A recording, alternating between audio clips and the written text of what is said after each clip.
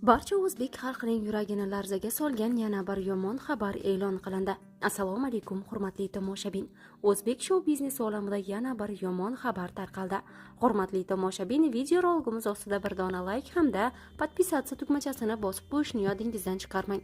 Biz sizga o'zbek hamda jahon shou-biznesi olamidagi eng sara yangiliklarni birinchilardan bo'lib taqdim etamiz.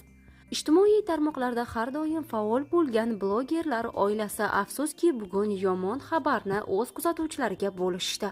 Timur Alixanov hamda Farida Mariyevalar o'zlarining ijtimoiy tarmoqlardagi sahifalarida bugun yomon xabarni aytishdi.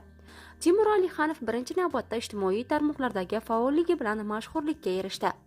Ayniqsa 2020-yilda TikTok asosiy platformaga aylanib, u yerda bloger turli mavzularda yumoristik sahnalardan tortib, O'zbekistondagi hayotga oid jiddiyroq postlargacha qisqa videolarni joylashtirishni boshladi. Uning kontenti auditoriyasi uchun yangi va tushunarlidir. Timur Alixanov o'zining shaxsiy hayotini ijtimoiy tarmoqlarda faol ulashib, muxlislar e'tiborini tortdi. 2022-yilda u Farida Mariyeva ismli qiz bilan munosabatlarni boshlagan. Ularning sevgi hikoyasi tezda foydalanuvchilarning nazariga tushdi. Juftlik tez-tez birgalikdagi postlar va videolarda paydo bo'lib, o'zlarining baxtiyorlik va romantik lahzalarini baham ko'rishdi. Ularning munosabatlari muxlislar tomonidan ideallashtirilgan, chunki ikkalasi ham ijtimoiy tarmoqlar olamida muvaffaqiyatli va yorqin shaxslar edi.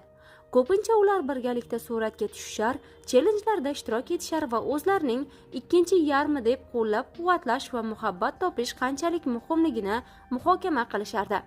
Biroq 2024-yilning fevral oyida Timur ijtimoiy tarmoqlarda Farida bilan ajrashganini ma'lum qildi. U ayriliq tinch, ziddiyatlarsiz amalga oshganini, ularning ikkalasi ham bu qarorga ikki tomonlama kelishganini ta'kidladi. Tabiiyki, muxlislar bundan hayratga tushishdi va ularning ajralish sabablarini qidirishga tushdi. Ajralishlardan ko'p o'tmay juftlik vaziyatga izoh bermasdan muxlislarni hayron qoldirishdi. Biroq 2024-yilning oktyabr oyida Timur va Farida turmush qurishganini e'lon qildi.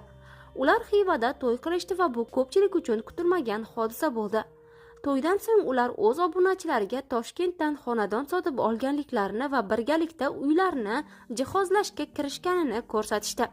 Yaqindagina esa Timur Alixanov o'zining ijtimoiy tarmoqdagi sahifasida ish yuzasidan chet el safariga ketganida Farida unga surpriz qilib ota bo'lishini aytganini ko'rsatgan edi. Shundan so'ng Timur ham ijtimoiy tarmoqdagi Instagram sahifasida har kuni xotinining taksiz ekanligini va u uchun turli narsalarni qidirishga tushganligini yoritib borayotgan edi. Afsuski, bugun uning rafiqasi Farida Mariyeva ijtimoiy tarmoqdagi sahifasida yig'lab xalqqa video murojaat qildi hamda barchadan ushbu xabarni bilishini istashini aytib o'tgan. Assalomu alaykum aziz kuzatuvchilarim. Men bu xabarni shunchaki bilishingiz uchun aytyapman. Buni qanday aytishni ham bilmayman o'zi aslida. Xabaringiz bor, biz yaqinda farzandli bo'lish arafasida turgan edik. Afsuski, endi bu orzuyimiz amalga oshmaydi. Yuragimizning tub-tubida bo'lgan mitti farishtamiz endi yo'q. Men yaqinda uzay tekshiruviga borganimda doktor jim bo'lib qoldi hamda menga farzandimning yuragi urmayotganini, uning rivojlanmay qolganligini aytdi. Bunday holatda o'zimning yuragim urmay qolgani yaxshi edi. Bilaman, ijtimoiy tarmoqlarda har kuni meni tabriklab, eson-omon bag'ringizga bosib oling degan fikrlarni menga jo'natyapsiz.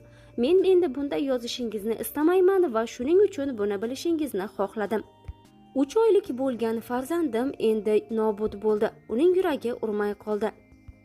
Biz uni juda intiqlik bilan kutayotgan edik, deydi Farida Mariyeva ko'zlaridagi yoshni ommadan yashira olmay. Hurmatli tomoshabin, video rolimiz ostida bir dona like tugmasini bosib qo'yishni hamda blogerlar oilasiga ijodiy zafar hamda Allohdan sabr tilashni yodingizdan chiqarmang. Farida Mariyevaga esa sihat salomatlik tilab qolamiz va tez orada undan yana bir yangilik bo'lishini tilab qolamiz Allohdan.